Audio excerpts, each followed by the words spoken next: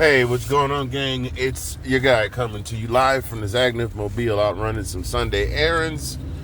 Live from the 405, where the wind did whip down the plane a little bit last night. Nothing too dangerous, just enough to let us know that the most wonderful time of the year in the Sooner State is almost upon us, but we're doing good. So no worries there. Also, some of you reached out during the fires. We appreciate that too. Most of them were out in more rural areas. We did have one house fire that started, and that was even had to do something with a cigarette butt or something like that. Not too terribly far from us. It took down 4 homes, but we're doing okay. So thank you for reaching out. Oh boy, lots to talk about. Everybody's reaching out asking about what we think about the culture at Georgia, and we will get to that. We will address that probably this week at some point. What I want to talk about right now today is Deion Sanders. I know those of you that follow sports have seen the news. Deion Sanders gets a big whopping contract after 2 seasons at Colorado. Now makes him one of the top 10 paid college coaches at the highest level. We're talking about, he's right up there with the Kirby Smarts of the world, the Ryan Days. If he were still coaching at Michigan, the Jim Harbaughs, guys that have won national championships, Deion has that money. Now, I'm going to make some people mad here when I say this. Let me say first and foremost, I am a Deion Sanders fan. I remember Deion Sanders getting drafted. I remember him at FSU. I remember him getting drafted, playing for my beloved Falcons, and being a force to be reckoned with. And his other stops along the way, San Francisco, Dallas, Baltimore. Incredible athlete. I mean, still remains to this day one of the few people to play in a Super Bowl and a World Series. And that talent is undeniable. There are some people that think that Deion is too brash and that there's some controversy that comes along with him being part of whatever. Now, but all of that, if you take all of that and wipe that off the table, let's look at what we're talking about. They won, 4, 5 games his first season, and they won 9 last year. This past season. Has Deion won a conference championship? That would be a no. Been in the playoffs? That would be a no. Competing for a national championship? That would be a no. Those are generally markers that schools look at as far as whether or not to retain a coach's services, let alone giving them a raise.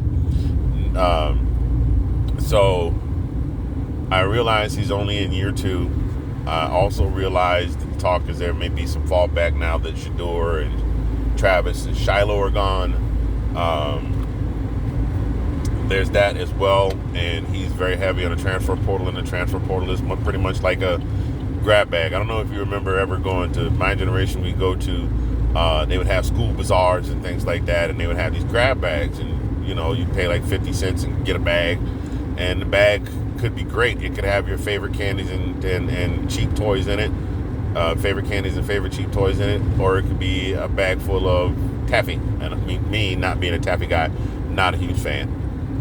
Not knocking it for those of you that do, just not my cup of tea.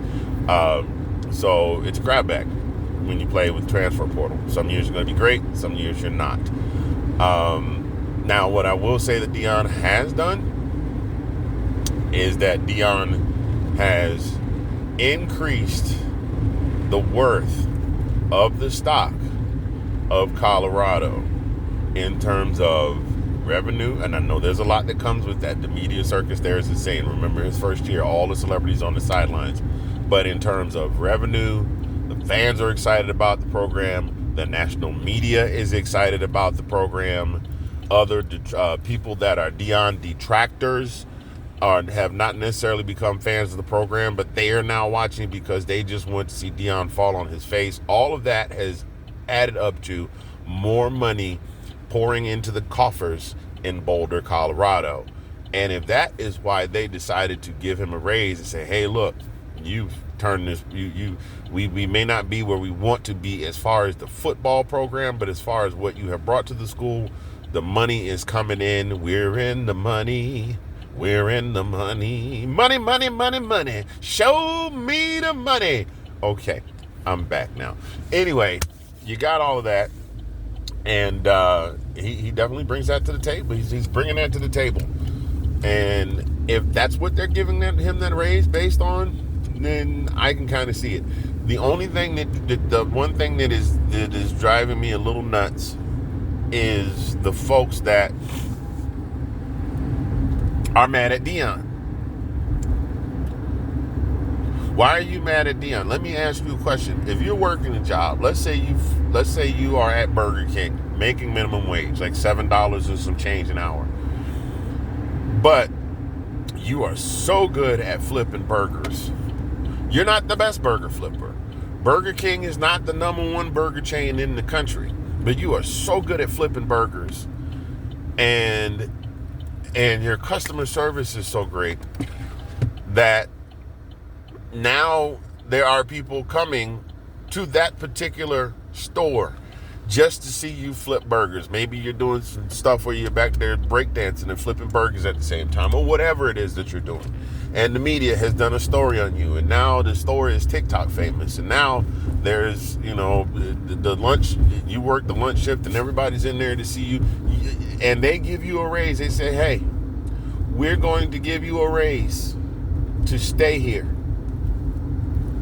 We're going to pay you $17 an hour. We're going to give you a $10 an hour raise on a $10 an hour raise on a 40-hour work week. You all know that amounts to $40 more a week. I'm sorry, my math is off. $400 more a week. Math is hard, people. $400 extra a week, an extra $800 on your check. Would you turn it down? Would you? I mean, if I'm making $4 or $5 million a year, I know what I make a year. If I'm making $5 million a year, I'm already making good money. If they come to me and say, I'm going to give you now $9 million a year, $10 million a year, we're going to double your salary, I'm not turning that down. Not only that, that's, I've budgeted for $5 million. Now I can stack this other 5 or roll it into a retirement account or invest in the stock market or invest in real estate or whatever it is I want to invest in and still have the $5 million that I was already making. Not to mention the fact that now you have the big elephant in the room when it comes to college salaries in the coaching buyout. If they fire me, and it's not for cause, they have to pay me everything in my contract. So whether I win or lose as a coach or a burger flipper, they have to pay me my money. I'm not turning that down. They can fire me and I could be at another school tomorrow making $7 million a year in between the 5 and the 9 and still be getting a check from the other school. Blame the culture if you want to blame anyone in this scenario, and the short of this, and then, this is going to be a short one today, short for me anyway.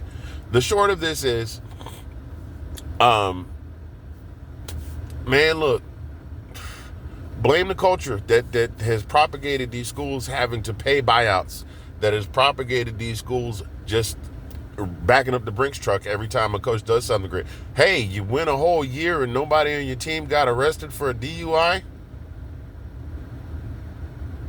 Don't worry, we're going to address it. I'm going to have Colin on when we do that one. Hey, here's an extra $2.5 million a year. We're giving you a fat raise.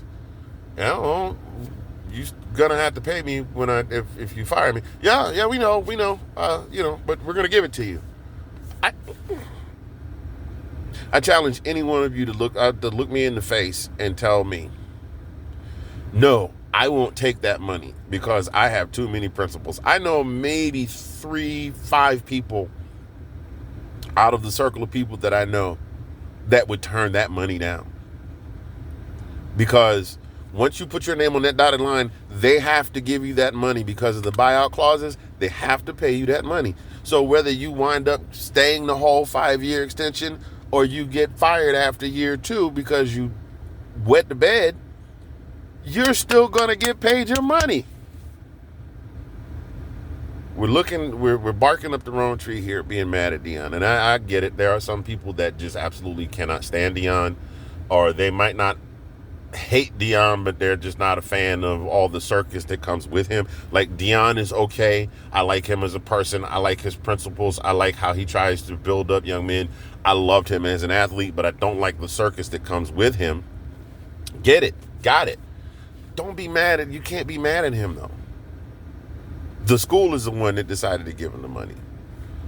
So if you're mad, I had this conversation with somebody else earlier.